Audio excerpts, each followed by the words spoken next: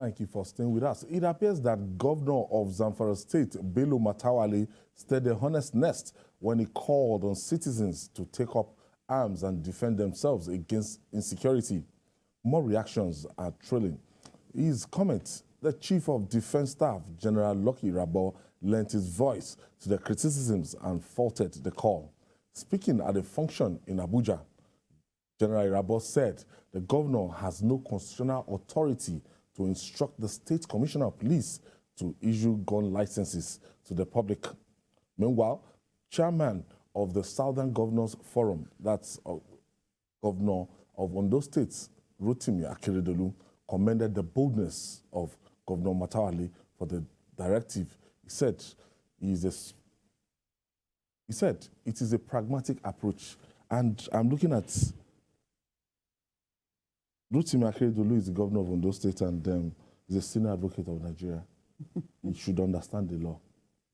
And Governor Matawalle telling citizens to defend themselves, is it out of frustration? Because the Chief of Defense Staff, General Irabor, is saying that, look, you've just gone beyond your boundary. You've gone beyond your boundary, that you don't have power over what you've just said.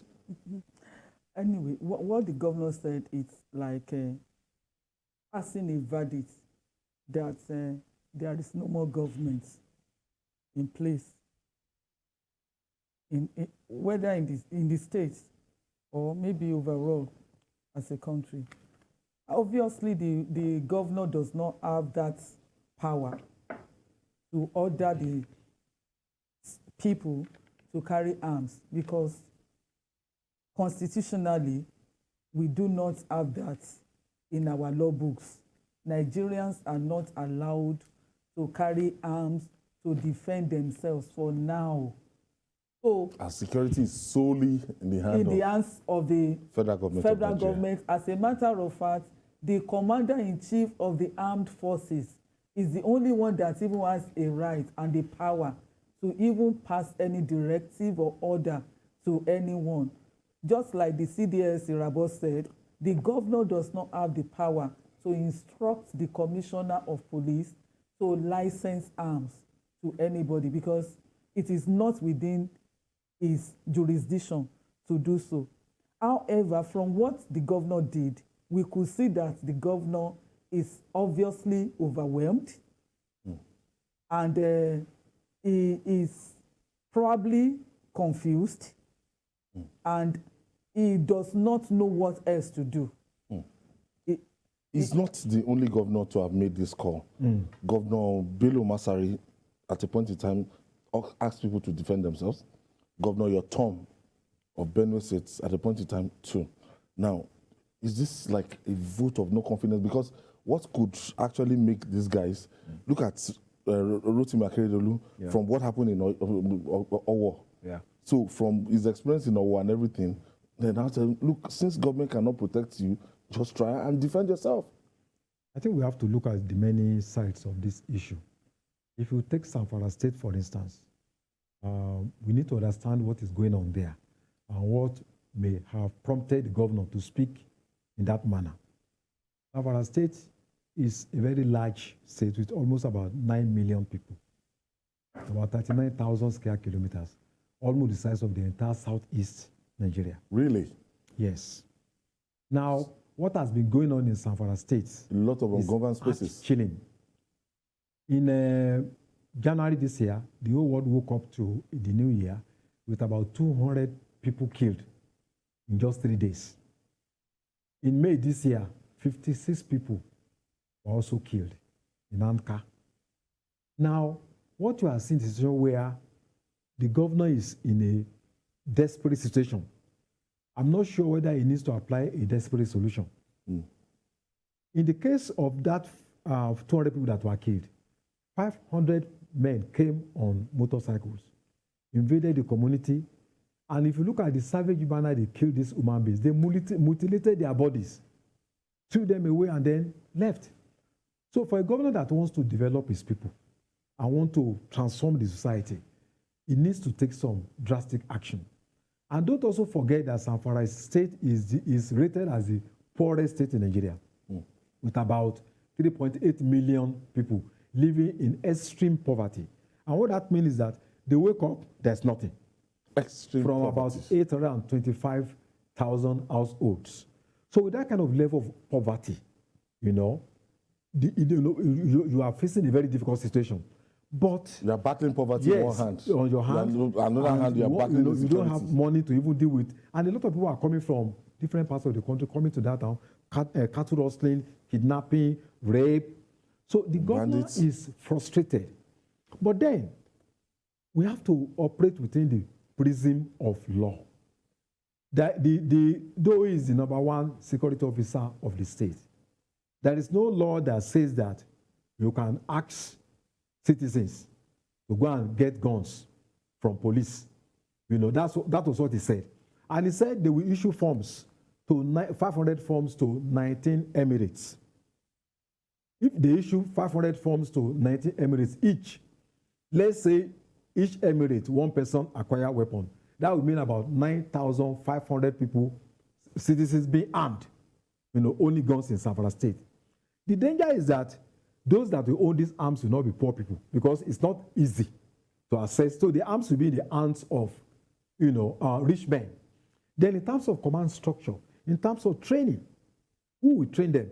People can misuse arms when they are not well trained. You don't see some people and then you go. So in a way, we are empowering people. We are empowering. Yes, in Nigeria. We are empowering people to be law enforcers. We are empowering them to be judges. We are empowering them to take laws into their hands. So if you just see somebody and then you accuse of bandit, then you shoot. Because getting those guns is not just for fun. It's to defend yourself, even when there is no clear evidence that your life is under threat. So I think, in as much as we appreciate the situation in Zamfara State, we need to approach this with some level of caution so that we don't have anarchy on our hands. Imagine, let's say, this order was given by Anambra State governor or was given by Imo State governor. Okay, go and get. So how will people feel? So, or even from Ondo State governor. So, but you see, this thing is also a lesson. And I think what the governor of Ondo State is saying is that he's commending him for bringing into the front burner the issue of federalism. Why, instead of arming people, why not create state police? Because they'll be under command structure, they'll be under some level of training. Before you shoot, you have to take order from some people. Not just when you have a gun in your house and then you can decide to shoot at any time. So I think the governor, in a way, has again raised the issue of federalism, the issue of state police, the issue of the garrison structure of Nigerian security architecture. And I think that is the lesson that we should take from that statement. We need to address this issue of a unitary system that parades itself as a federal institution. I think in addressing this, we need to reach a conclusion in the sense that even in Ondo State right now, the Amotekun Corps, they want to send another bill to the State House of Assembly legalizing Amotekun to take arms, not take guns right now, because of what they faced. Now, we know that, security is like the exclusive right of the federal government. That actually brings me to a point that CDS Irabor made. He actually said that the governor has not used the instrumentality of the law that is available to him for security and peace. Whatever he meant by that, he said he was not ready. Don't you think this is just like rhetorics? It may not be rhetorics. Your people have been no, it may not be rhetorics. Down. Because what he's trying to say is that let's ask ourselves what is available to the governor of Zamfara State. You just mentioned the Amotekun. Can Ondo State House of Assembly legislate for Amotekun to carry arms? I don't think so. I think they can. I don't think so. I think they can. They can. In fact, actually, Amotekun carry some level of arms now. Yes, I think they can. Even hunters. Yes, carry I think guns. they can. You can get license. You can get license from police. There was a time the IG said people should return their licensed guns. So in Nigeria, you have the right to acquire guns legitimately. Suspended giving so people it's not as if you can't even get gun. Yeah. You can be licensed to carry a gun even now. Yeah. It's just that the call for people to carry guns en masse is what is giving people concern. Okay, I think they said, but that's what the police allow Amotekun to carry, light arms. Light arms. So if the House of Assembly decides to pass a law that they want them to carry, let's try the law now. Let them pass it. Let the federal government now come and say, okay, you cannot do this. Do you get it? But at least the instrumentality of the law that is available at the state level, I think the governors should test the waters. I think they should test the waters, and we can now move forward from that point. I wanted to tell you earlier that carrying of firearms is under the exclusive list. There's no how the state assembly can legislate on that. Okay. As in, so yes, they cannot legislate anything that has to do with security.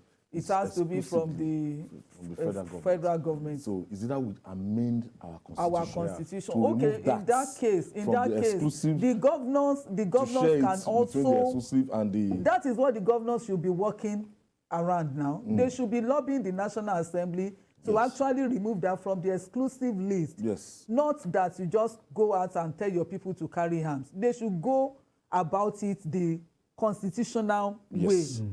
And now that he is talking, many governors are talking. Yes. Then they should just work together. And this talk, most of the time, you could see the frustration. They are frustrated. They're killing your people, on a daily basis, and you seem not to have a kind of answer.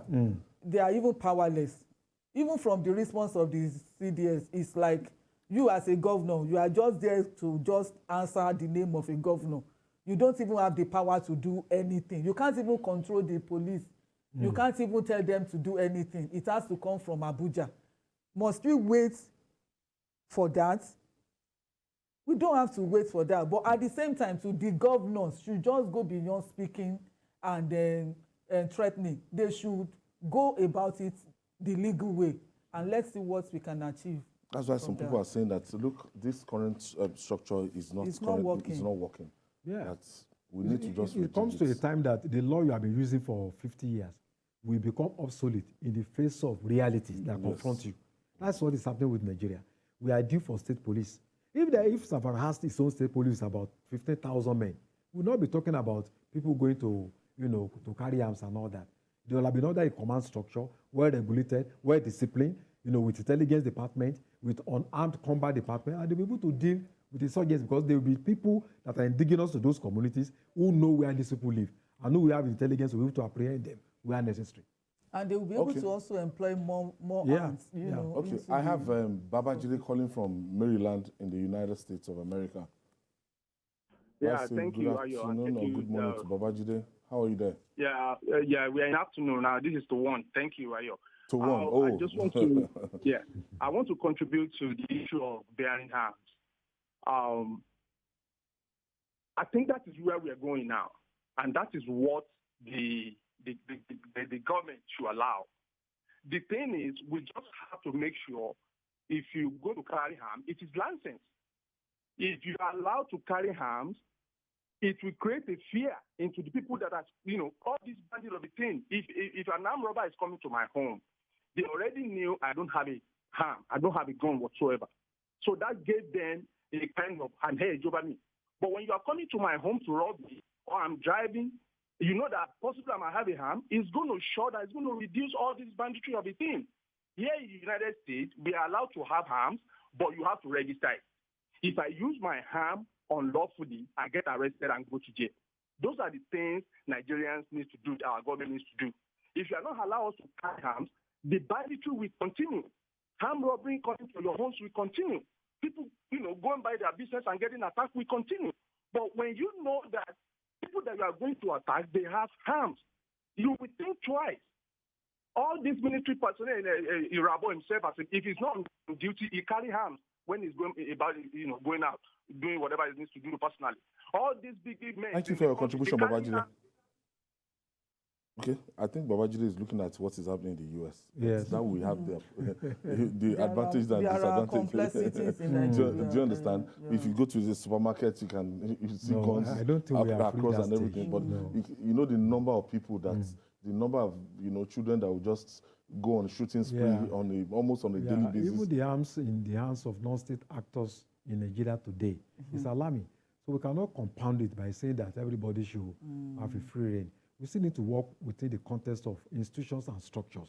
And that's why we're Our own talking environment about, is quite state peculiar. police. You know, with the state police, I think that's a way forward to minimize crime and banditry.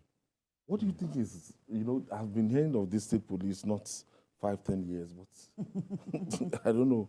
We've been talking about it, it's been suggested, but it seems that this call is just coming from a segment of the country. Exactly. It's not being accepted across. But that means there's something wrong with it. I think there are fears in some cultures that state police will empower some states and that diminish some structures that are not even working now. And that is the reason why I think these governors that are complaining now should rather make case for a state police instead of just going about complaining. Because what stops us from having a state police is as good as, okay, it has been legislated. Now states can have their own police outfits and they will recruit, they will pay, and all of these things will be solved. But I guess some people are thinking that some governors may get more powerful and they may use it against the opposition. They may do this, they may do that. Those are some of the fears. But we cannot continue to live in fear and allow people to be dying en masse. All right, and finally, there's still